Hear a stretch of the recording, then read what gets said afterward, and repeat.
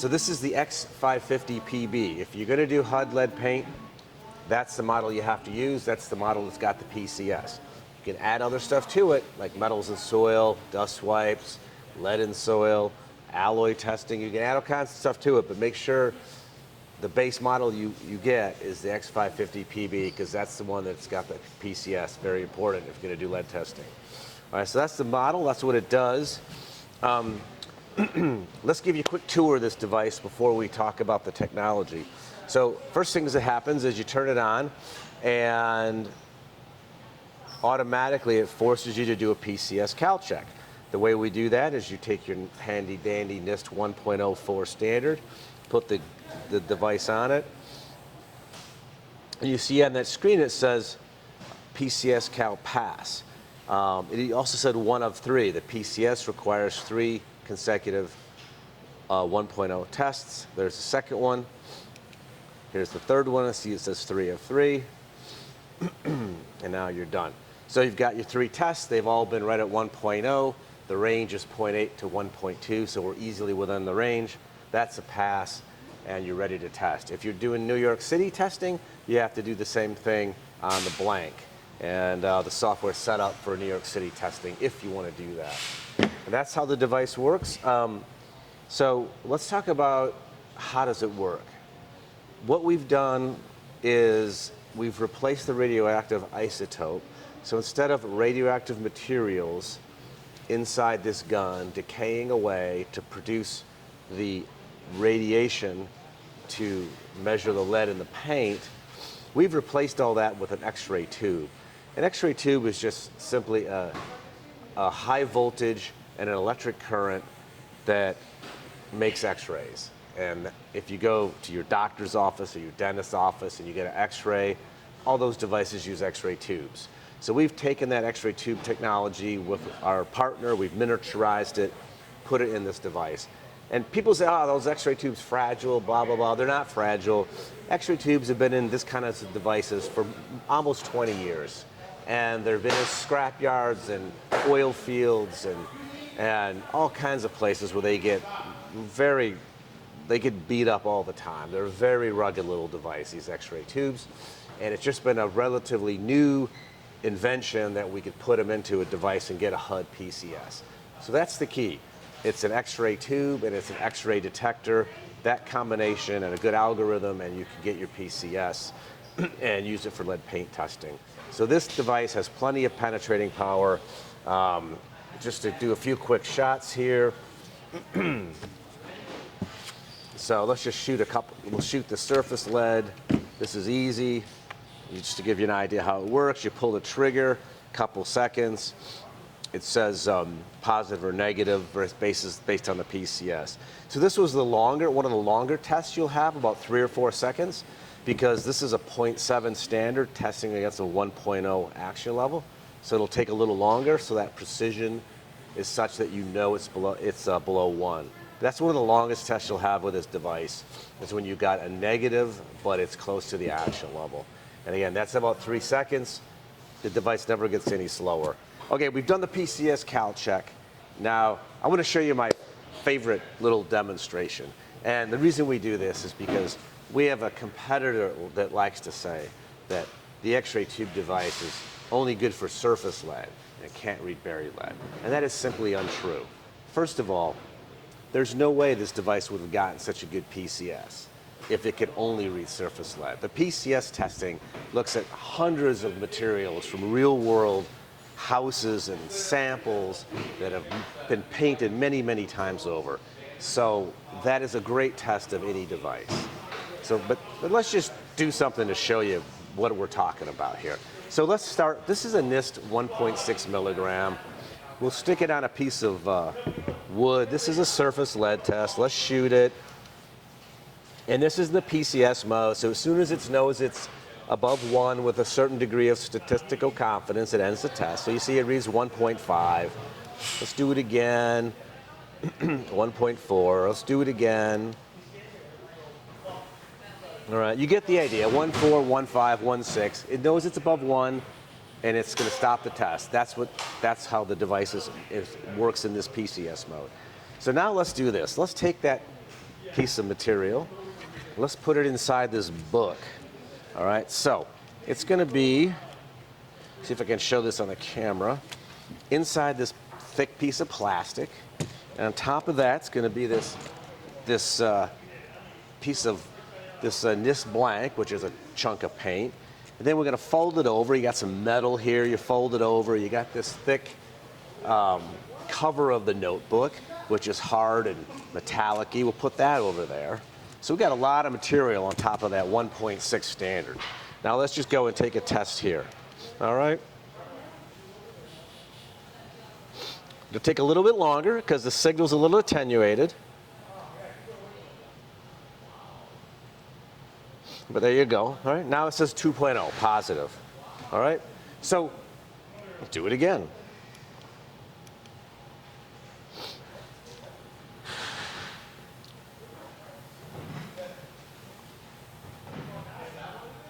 There you go, 2.0 or 1.9 instead of 2.0. Repeatable and positive. So that 1.6 that we're on the surface, we easily read it through all that thick material. We didn't miss any buried lead. In fact, this nice little feature on the device called the depth factor shows how when lead, the deeper the lead is buried under non-lead paint, the larger that number. So that's what that's all about. So there you go. This thing has no problem on buried lead. We've eliminated the isotope, and we've got a great PCS. So don't believe that nonsense when you hear it out there. Thank you.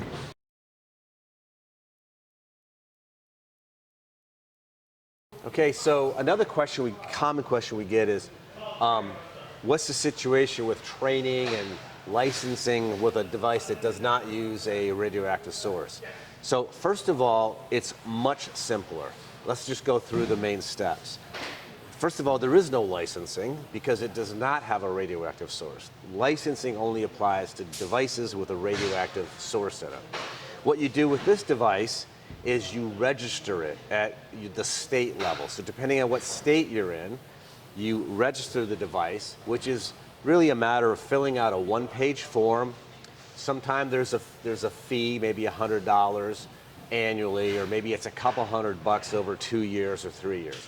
So there's either no fee or a modest fee. There's a piece of paper you fill out, which we can help you with. We do this all the time. And you submit that form. And in almost every state, you just need to do your registration within 30 days after you've gotten the device. So you can order the device, you can get the device, you can start using the device, and then you just make sure you submit your registration form within 30 days. So that's the registration side, no licensing. If you're going state to state, again, in most states, if you're not going to be in the state for more than 30 days, you don't need to register it at all. So if you're in one state and you have a testing job in a different state, in most cases you can go over there, do this testing and leave because you're not going to be there for a 30-day or longer period. So that's the story on registration. In terms of training, we can do a couple of things. We can train you via Zoom or GoToMeeting. We can do a video training. It takes about an hour. We cover the basic radiation safety. We cover the basic operation. We can also do an in-person training if you prefer that. Any of our sales engineers around the country that demonstrate the product have all been certified to provide training. So those are your two options, either video or in person. These days with the proliferation of things like Zoom after the pandemic, most of our customers are satisfied with a video training. And what we recommend for that is that you get your instrument, you take possession of it, and then we train you on your instrument. So you can have it in your hands, you can go through the menus, you can ask questions, you can shoot stuff. That's how we recommend the training process to go. All right, that's it. Very simple, much easier than an isotope.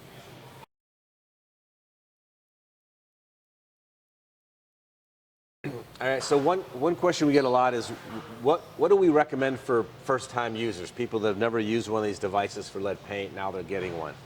So what we recommend is, first of all, get a demonstration of the device, all right?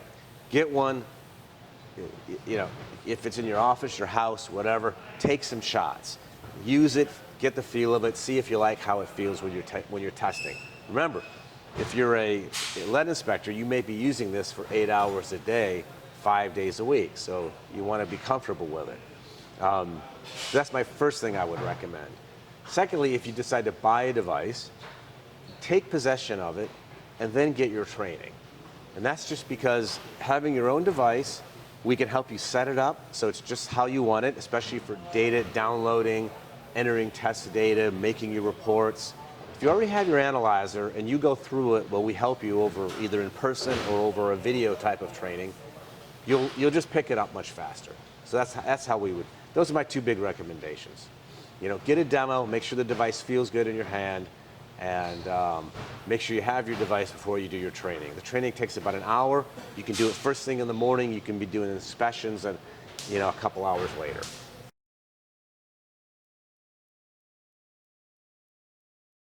Okay, so we get a question a lot about inspection versus abatement.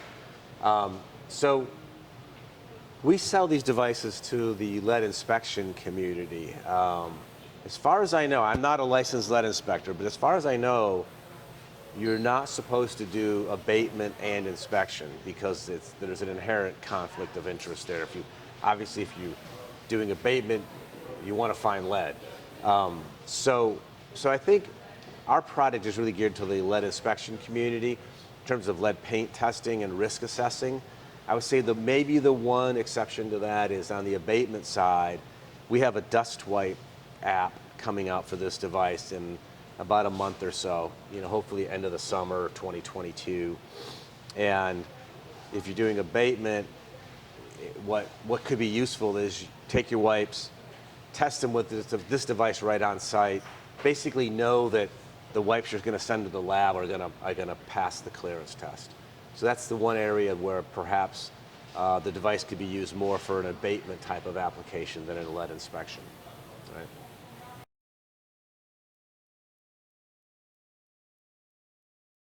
So another question we get a lot is, what about lead and dust wipes?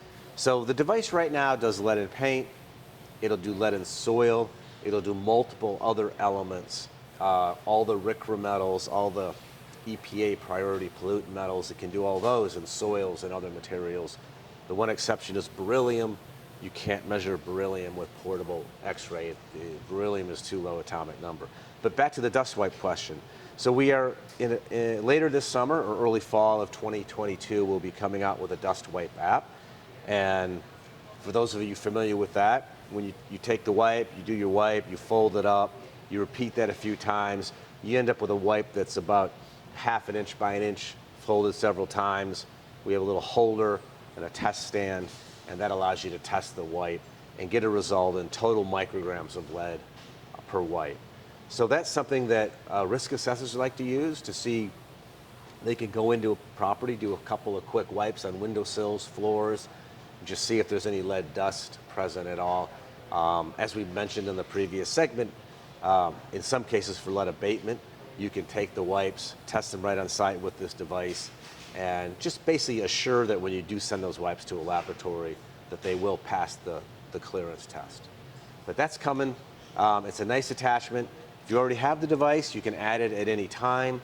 So you can add it later. You can add it when you buy the device for lead paint. Same with lead and soil. You can also add that at any time. Thank you.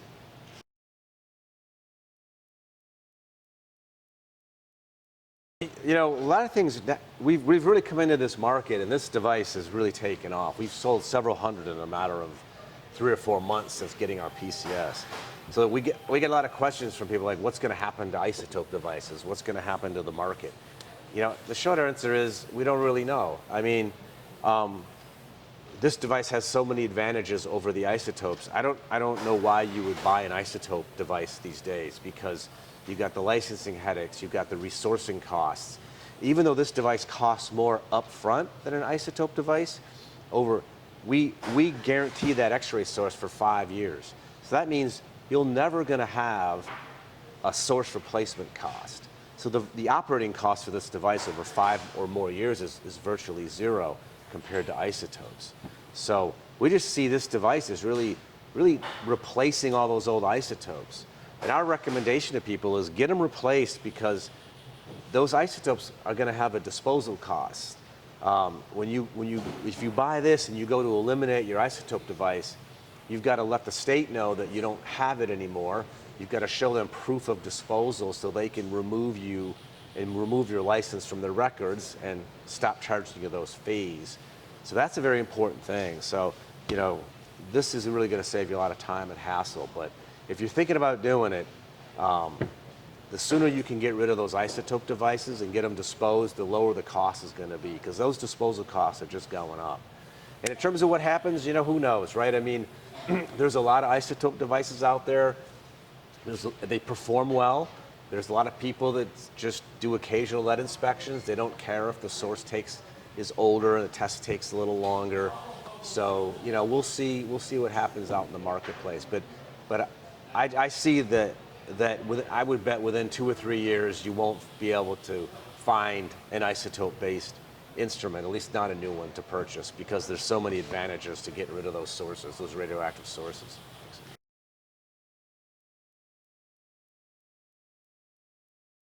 Another question we get is, for the guys that are doing renting, is there anything in particular that renters of this kind of technology should know? And I would say if you're a renter, the most important thing is the fact that there's no radioactive isotope. Because like we talked about, in most states, if you just have a quick job, you can get a device, you can do the work, and you can send it back. And you don't have to do anything. Now, you might want to register it if you do a lot of work in one state, and since registration is so inexpensive and easy, you might want to register it in your home state. That way, device comes and goes, get it when you need it, do your testing, send it back to whoever you rented it from. So it allows you to react quickly to a rental job. You know, if you're doing a job on a certain day and you think you're done, but then you get a call, hey, I need you to come over and do a big apartment complex. You can just go do it. You don't have to like refile licensing paperwork and all this other stuff. You just go and do the job. You have so much more flexibility to react to customers that may need lead inspections done quickly. Or another good example, let's suppose you're in, say, Michigan, and you're doing a bunch of testing work there. And then you get a call and you rented a unit, you're doing a bunch of testing, you get a call that, oh, I got a big job in Ohio, but I need it to be done tomorrow, and it's across the border in Toledo, Ohio. Well, you can just run down to Ohio, do all the testing, call the rental house, say you're keeping the device a few more days, pay for a few more days of rental, run down to Ohio, do all the testing and be done. You can now accept that job for a customer, even if they're out of state, without having to go through all the licensing paperwork in a whole nother state. So it just makes the ability of renting devices and responding to customers quickly, especially at this day of age, people want stuff immediately. They don't want to wait 2 or 3 weeks. They want it right away. This allows you to meet that need very quickly. And I think that's the big advantage. And you know, the second thing is, and you guys have all been there, you rent a device with an isotope, it shows up, the source is really old, it's really slow, and it's just, because you thought a job was going to take you 2 hours, you bid it for 2 hours, instead it takes you 6 hours, and it's just a real pain. So another advantage of this device is the speed never gets slower, because it's an X-ray tube, it's always as fast as the day you buy it, or the first time it's ever used. So you're never going to have that like slow test problem like you do with isotopes. So I think that really is what makes it a nice piece of equipment to rent. The fact that it's not going to be slow on you, and you can respond quickly to other opportunities if you're renting.